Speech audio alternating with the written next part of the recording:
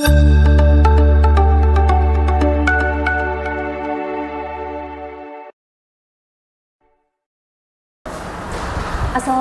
warahmatullahi wabarakatuh.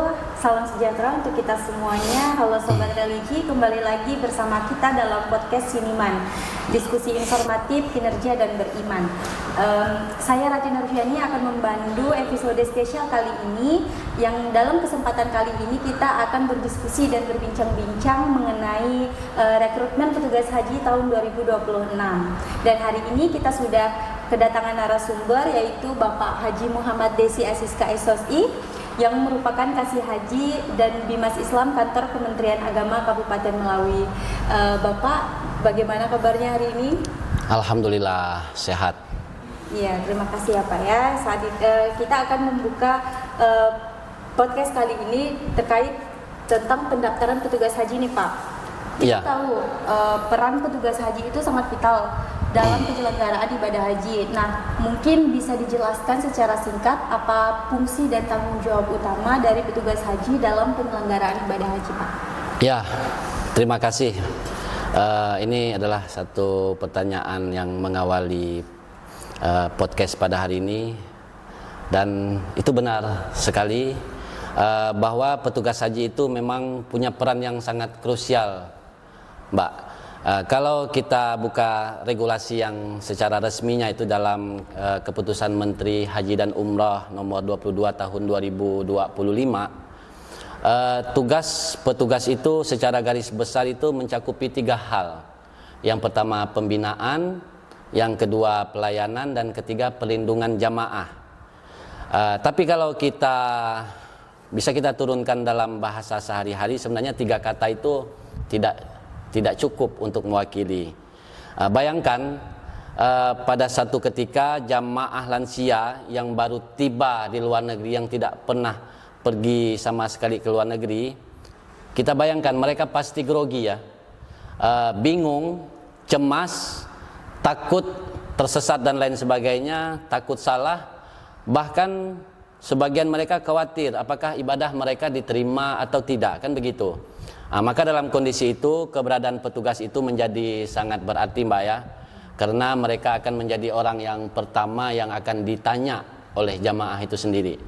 Yang kedua, mereka pasti orang yang pertama yang paling dihandalkan oleh jamaah. Yang ketiga ya tempat curhat, berbagi cerita tentang persoalan-persoalan selama di sana kan. Tentu juga mereka menjadi penguat saat jamaah merasa drop, merasa lemah, mentalnya terganggu segala macam. Dan mereka juga menjadi penolong ketika jamaah yang tersesat tadi itu sudah menjadi kewajiban. Dan tentu menjadi penyemangat ya saat jamaah mulai kelelahan. Itu memang perlu penanganan secara psikologis yang sangat komprehensif untuk menangani kondisi-kondisi jamaah. Jadi bukan hanya tugas fisik, tapi di sini menyangkut tentang tugas emosional dan spiritual. Karena perjalanan haji itu kan bukan hanya perjalanan fisik, tapi perjalanan rohani kita ke sana. Misalnya begini ya, kadang ada jamaah yang panik karena rombongannya hilang. Itu sering sekali terjadi. Atau tiba-tiba bingung di Masjidil Haram. Padahal masjid itu kan sangat luas dan lebar sekali ya. Tapi semuanya itu mirip-mirip semua. Di situ petugas harus turun tangan dengan cepat, menangani, mengarahkan dan memastikan bahwa jamaah itu kenal dan aman di sana. Atau kadang ada jamaah yang tiba-tiba sakit saat di kamar. Petugas harus mampu membantu mereka mengecek kondisi awal jamaah itu. Yang kedua tentu melakukan koordinasi dengan pihak tenaga kesehatan kloter, mencari kursi roda, ngurus rujukan kadang itu, bahkan kadang mengantar itu sampai ke rumah sakit Arab Saudi, Mbak. Seperti itu. Bahkan hal sederhana seperti mengurus sandal hilang pun itu juga menjadi kewajiban petugas, karena itu sangat penting ya. Karena sandal itu yang bikin jamaah bisa berjalan tanpa masalah. Karena bayangkan di sana panas sekali ya. Jadi petugas itu bukan hanya pekerja, tapi mereka adalah representasi daripada negara. adalah tulang punggung negara, kepanjangan tangan negara yang ada di sana. Seolah-olah kalau kita ingin menyampaikan kepada jamaah, Bapak tenang, Bapak tidak sendirian. Itu yang harus dikatakan oleh petugas yang ada di sana. Kami ada dan kami selalu hadir untuk Bapak dimanapun Bapak berada. Dan itu tentunya sangat memberikan motivasi ya kepada jamaah ketika petugas mampu memberikan secara maksimal kepada mereka. Seperti itu, Mbak. Oh, iya. Ya. Terus mengapa nih Pak proses seleksi dan pendaftaran petugas haji ini perlu dilakukan jauh-jauh hari sebelum keberangkatan, Pak? Iya, ini tentu menjadi hal yang sangat penting ya. Karena kadang orang itu mikir kan berangkatnya tahun depan. Ngapain? Kalau bahasa kita ulu nih sosak-sosak amat deh. Apa nama kalau bahasa ulu nih? Kejojo. Kejojo amat. Jadi mengapa kita terburu-buru untuk melakukan itu? Padahal kalau kita lihat regulasi itu memang sangat panjang sekali sebenarnya rentang proses seleksi. Karena yang ingin dicari itu kan adalah petugas yang memang berkualitas ya. Jadi tahapan-tahapan yang dilalui itu yang pertama itu adalah pemeriksaan administrasi, nanti ada tes chat, ada tes wawancara, tentu juga nanti ada pembekalan secara intensif untuk petugas haji, dan itu semua tidak bisa dilakukan terburu-buru. Selain itu petugas harus mempersiapkan mental tentunya, bukan hanya administratif ya. Bayangkan petugas itu harus bertahan panas di sana, itu kan suhunya itu 45 sampai 50 derajat bahkan lebih itu kadang-kadang. Jadi harus juga mereka mempersiapkan itu, dan juga kita harus mempersiapkan fisik karena setiap hari itu harus berjalan nanti itu antara 10 sampai 15 km tentu pada puncak hajinya nanti ya. Jadi harus benar-benar siap, harus siap kurang tidur. Jadi harus siap kurang tidur karena kadang baru selesai tugas jam 2, jam 3 itu sudah harus bangun lagi, Mbak. Jadi kalau tidak dipersiapkan jauh hari, maka petugas itu nanti bisa stres, kolap fisiknya atau tidak siap secara mental, dan tentu ini kita tidak mau hal ini terjadi ya, karena yang dilayani adalah kebanyakan mungkin nanti di sana jamaah-jamaah yang sudah lansia juga ya, dan juga banyak pengalaman jamaah yang memiliki pengalaman yang berbeda-beda, ada yang sehat, ada yang sakit, ada yang emosi, ada yang sensitif. Makanya persiapan jauh hari itu bukan sekedar formalitas, tapi bentuk tanggung jawab moral yang dan lebih operasional untuk pelaksanaan pelayanan haji di sana, Mbak. Kemudian untuk formasi layanan petugas haji tahun 2026 ini kan ada PPIH Kloter dan PPIH Arab Saudi. Nah, apa yang menjadi perbedaan mendasar dari kedua formasi ini, Pak? Nah, ini yang mungkin kadang bagi sahabat siniman atau para pendengar yang akan mendaftar nanti ini perlu untuk kami jelaskan. Ini kan mungkin kadang membingungkan, apa sih petugas kloter, apa sih petugas Arab Saudi. Jadi petugas kloter itu adalah petugas yang mendampingi jamaah, yang selalu bersama-sama dengan jamaah, mulai dari berangkat sampai dengan pulang. Jadi merekalah yang selalu memberikan pelayanan kepada jamaah, mengiringi semua perjalanan jamaah. Kalau misalnya mereka berangkat dari, kita di sini kan dari Batam ya. Jadi mulai dari Batam itulah tugas petugas kloter itu mendampingi sampai tiba di embarkasi lagi. Jadi mereka adalah petugas yang sangat mengetahui nanti kondisi-kondisi jamaah. Siapa nanti yang jamaah yang ngos-ngosan di sana kan? Siapa jamaah yang mempunyai atau membutuhkan obat secara rutin, dan siapa jamaah yang gampang tersesat, siapa jamaah yang sering ngajak ngobrol, siapa jamaah yang kadang lucu-lucu. Jadi itulah tugas-tugas perbedaan yang ada di menjadi tugas khusus dari petugas kloter yang membedakan. Sementara kalau yang di petugas Arab Saudi ini adalah petugas yang standby di sana. Mereka tugasnya melayani seluruh jamaah Indonesia. Kalau tadi petugas kloter dia hanya melayani satu kloter saja. Tapi kalau petugas PPH Arab Saudi itulah mereka yang melayani seluruh jamaah. 6.000 jamaah dalam satu kamar hotel gitu kan, 1 juta porsi makanan, ratusan ribu perjalanan bus. Mereka adalah seperti tim operasional pusat lah, seperti itu. Jadi kalau bahasa simpelnya, kloter itu adalah petugas yang selalu bersama jamaah mulai dari berangkat sampai pulang, yang sangat dekat sekali dengan jamaah. Sementara yang Arab Saudi itulah petugas yang mengatur sistem besar supaya jamaah bisa beribadah dengan baik dan lancar selama di Arab Saudi. Itu perbedaan spesifikasinya. Seperti itu ya Pak ya. Iya. Kemudian secara garis besar nih Pak, apa saja tahapan utama yang harus dilalui oleh calon petugas haji nih Pak? Ya, ini panjang sekali sebenarnya tahapan ini ya, sahabat Siniman. Jadi tahapannya lumayan panjang, tapi bisa kita ringkas dan mudah untuk dipahami. Yang pertama itu calon petugas membuat akun di aplikasi petugas haji ya. Ada portal resminya, bisa diintip-intip lah nanti di websitenya. Yang kedua, upload dokumen. Jadi petugas itu mengupload foto, menguploadkan KTP dan surat rekomendasi. Itu di awalnya. Nanti setelah diverifikasi, mereka terus melakukan upload seluruh persyaratan yang ada di sana, lengkap disebutkan. Dan nanti akan diverifikasi lebih lanjut di petugas kabupaten sampai nanti di petugas pusat, dan tahapan selanjutnya itu nanti ada wawancara, ada tes chat ya. Nah, itu nanti ada kurang lebih 100 soal dalam waktu 90 menit. Yaitu soal meliputi tentang pengetahuan tentang haji, pelayanan publik, psikologis, dan sampai dengan bahasa nanti ya. Dan tahapan yang keenam itu ada wawancara untuk menggali kemampuan ketahanan mental petugas dan kesiapan-kesiapan lainnya.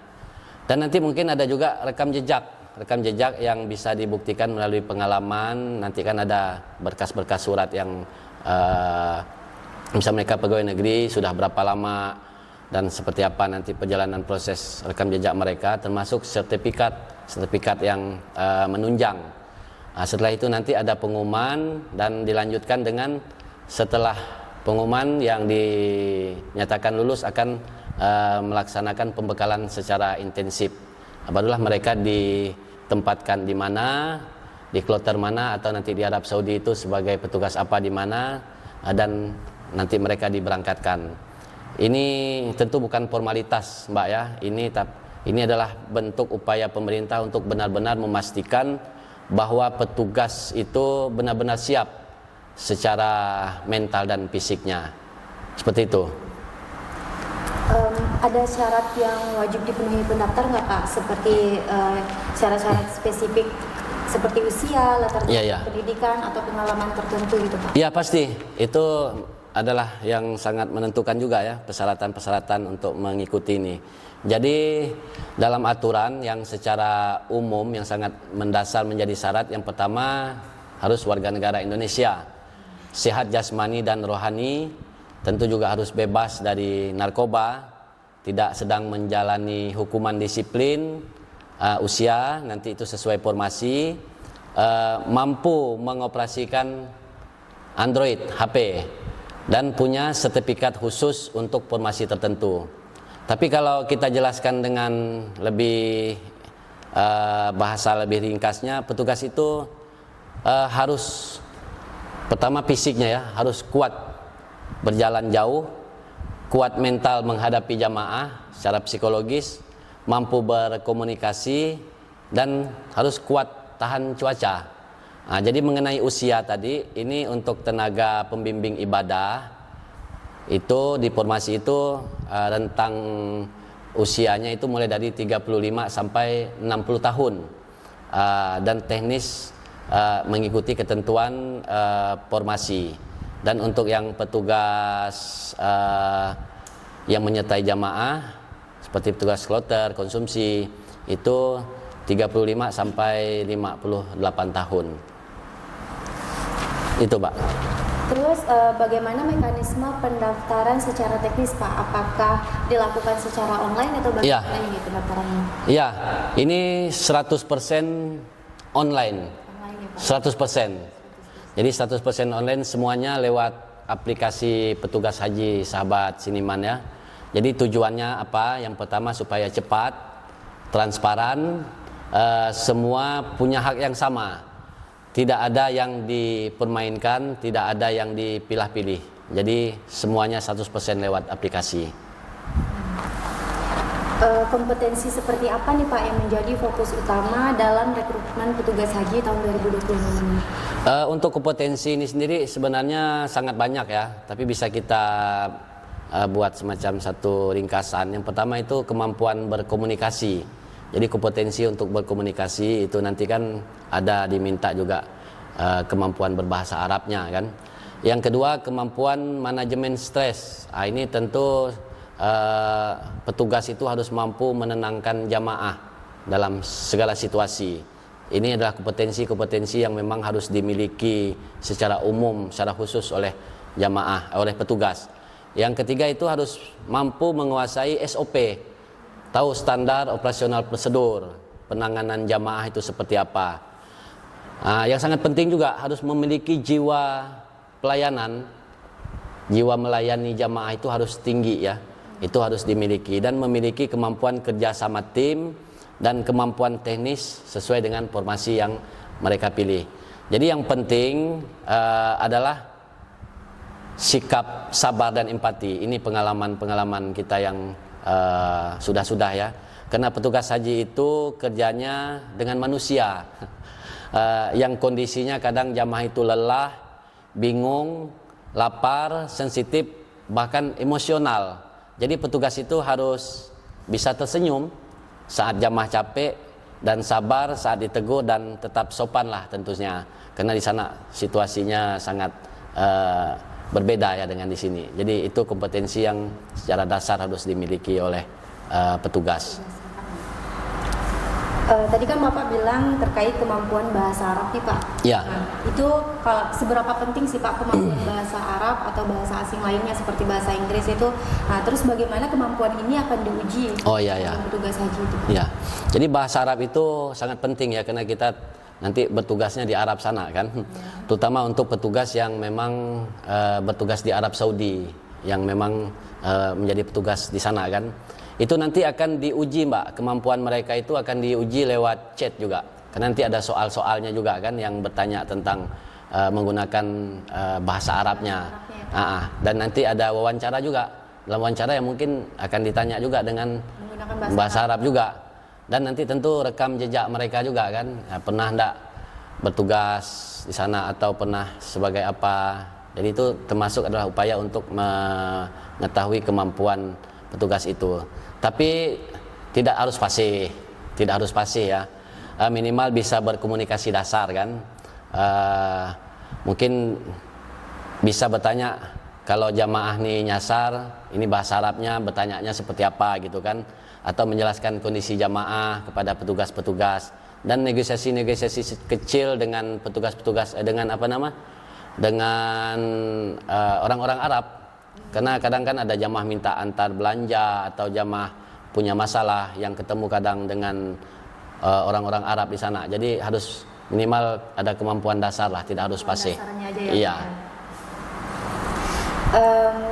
Kemudian untuk kompetensi teknis nih, bagaimana kesiapan fisik dan mental calon petugas dinilai mengingat tugas yang kan cukup berat ya Pak? Iya. Di lapangan itu sangat berat tuh. Benar. Bagaimana itu Pak? Nanti itu akan diuji juga ya, akan diuji lewat tes kesehatan. Jadi nanti petugas itu harus melengkapi juga kompetensinya di kesehatannya juga. Nanti itu diminta dari surat rumah sakit nanti untuk membuktikan bahwa mereka ini benar-benar sehat gitu ya.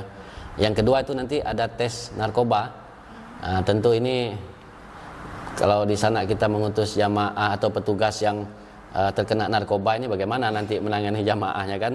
Yang ketiga mungkin lewat wawancara nanti mungkin ada pertanyaan tentang fisik jamaah itu nanti bisa dilihat secara langsung kan, punya kemampuan keterbatasan apa. Karena tugas ini sangat berat Mbak ya. Di sana kan cuaca itu sangat ekstrim. Tentu sedih kalau kita lihat jamaah menjadi sakit, capek, berjalan jauh, banyak sekali tekanan-tekanan situasional yang ada di sana kan. Kalau mental tidak kuat, ya tentu bisa down juga untuk menjadi petugas mengurus jamaah yang luar biasa di sana nanti itu. Ya, seperti itu Mbak. Kemudian apakah ada sertifikasi khusus nih Pak, misalnya kayak pembimbingan ibadah atau training lainnya gitu yang menjadi nilai tambah atau syarat wajib bagi calon petugas Pak? Ya betul, jadi ada yang khususnya pembimbing ibadah Mbak ya. Kalau pembimbing ibadah ini mau tidak mau mereka harus memiliki sertifikat pembimbing. Ada sertifikasinya ya? Ada sertifikasi yang dilaksanakan oleh pemerintah untuk diikuti oleh petugas yang akan memilih formasi pembimbing ibadah. Jadi ini adalah satu kewajiban yang tidak bisa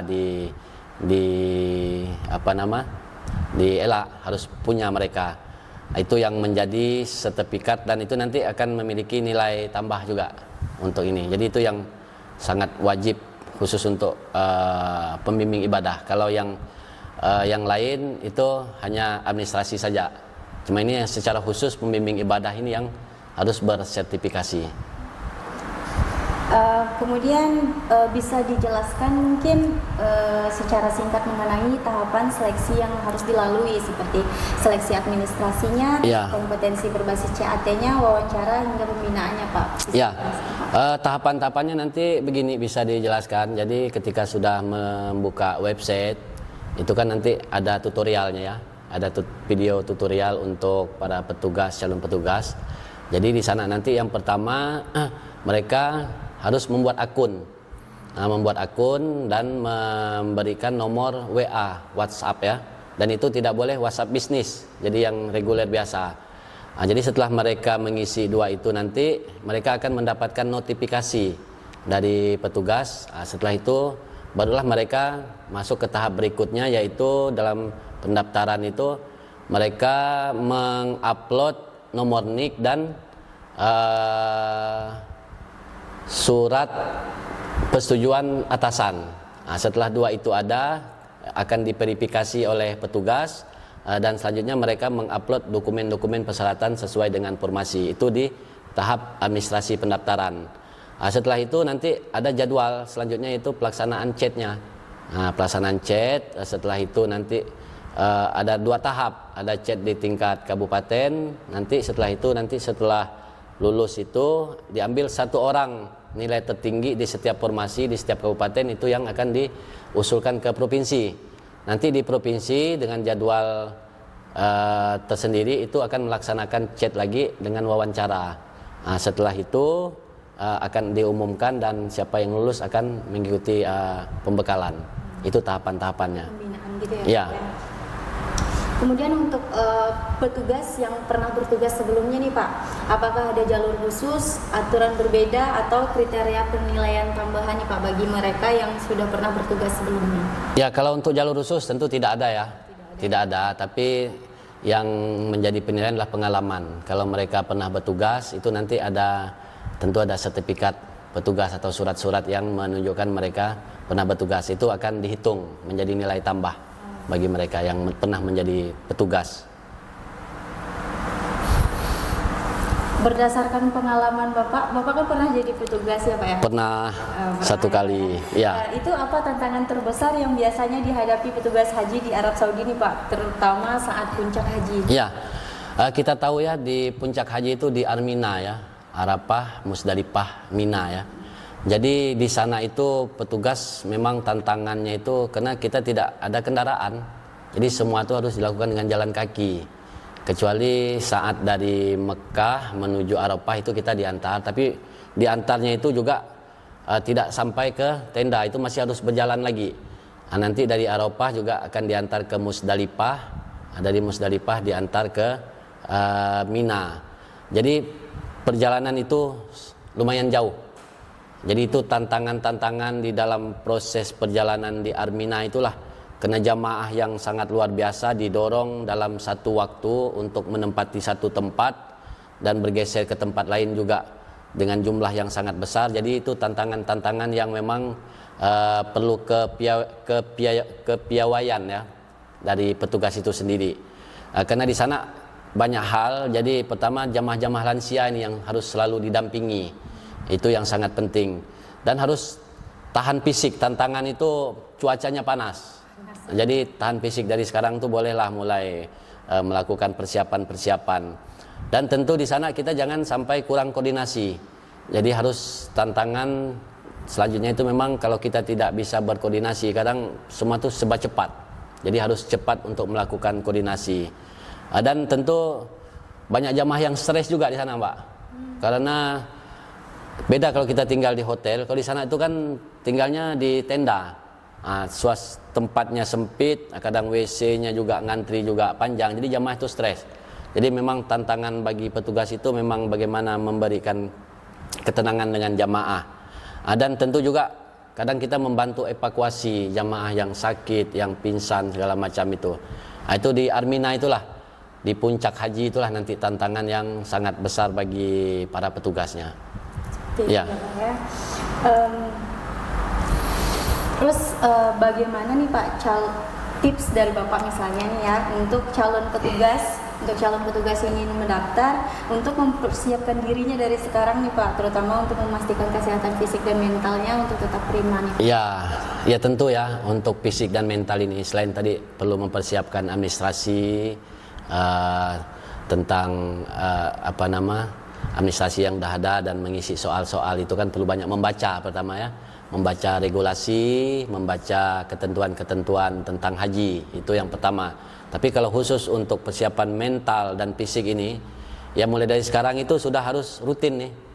Kalau udah nanti dinyatakan lulus mungkin kan, jadi jalan minimal olahraga itu berapa kilo satu hari, jadi sehingga terbiasa. Tapi insya Allah kalau kita orang Hulu nih mungkin udah biasalah jalan setiap hari itu kan.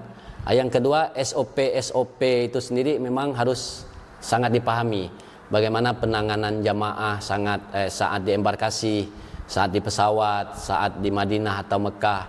Karena nanti dia ada perjalanan-perjalanan yang harus dilakukan. Jadi SOP itu betul-betul harus dipahami betul. Karena itulah salah satu petunjuk bagi petugas nanti yang bisa membantu memudahkan pekerjaan di sana. Dan latihan mental ini tadi itu.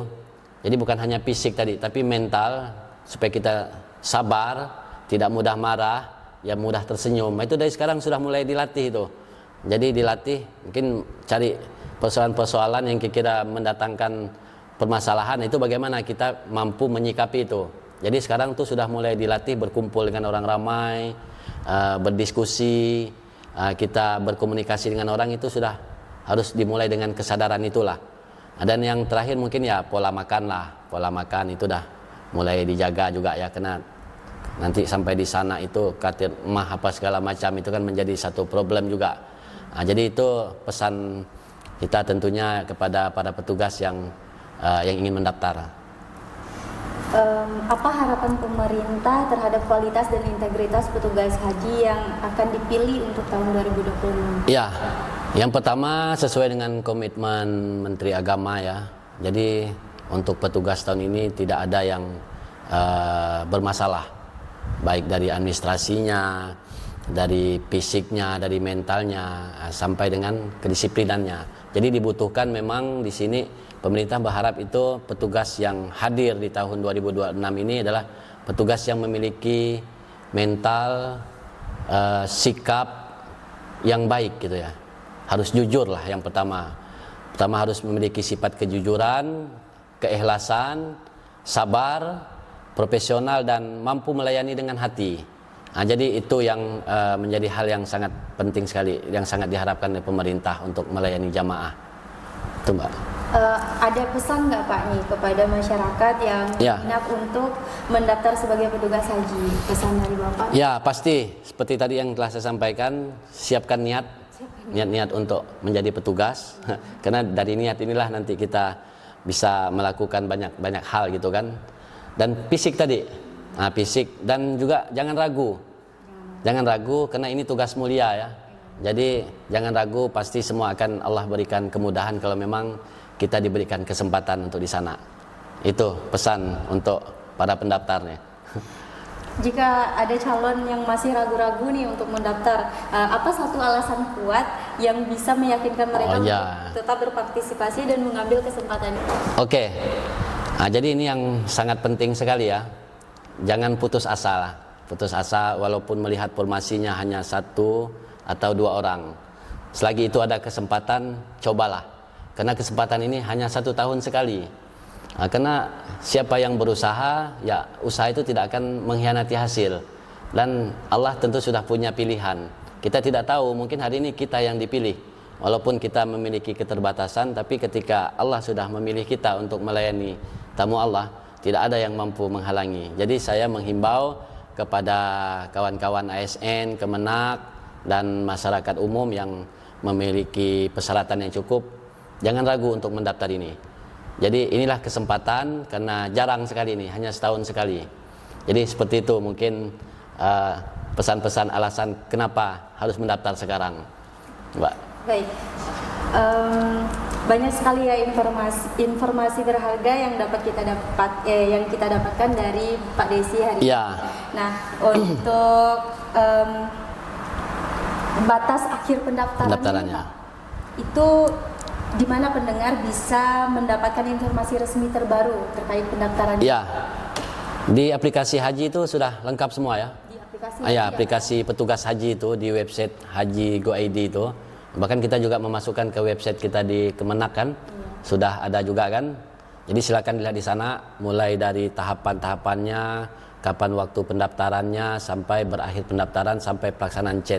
Nah, cuma untuk pendaftaran ini bisa kami sampaikan sampai tanggal 28. Tanggal 28 itu terakhir pendaftaran. Tanggal 28 bulan ini? November. November ini. Ini November ya? Iya, November ini. Besok 28. Jadi hanya 1 hari lagi. Jadi jangan lewati kesempatan ini. Oke, terima kasih Pak Desi atas waktu dan semua informasinya. Semoga Allah Subhanahu wa taala memberkahi niat baik para calon petugas haji. Dan terima kasih juga kepada Sobat Religi yang sudah mendengarkan. Jangan lupa follow dan subscribe podcast ini agar tidak ketinggalan episode lainnya. Saya Rati Nurfiani pamit undur diri. Wassalamualaikum warahmatullahi wabarakatuh. Waalaikumsalam warahmatullahi wabarakatuh.